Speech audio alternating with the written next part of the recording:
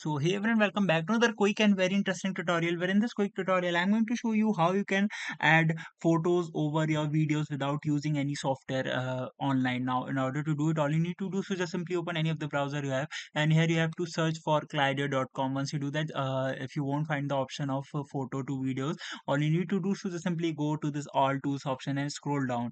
And once you scroll down, you will find the option which is Add Photo to Videos. Just simply tap over there and hit Get Started. Now it will ask you first to upload your video file, and from here you can add the images. If you go to this option, you can add the images. Either you can add the uploaded media as well, or you can find the images over here as well, that you can search online and add to your videos.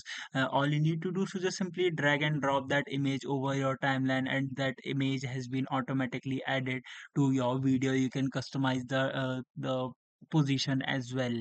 And once you are done with the changes, just simply hit export and save the video file.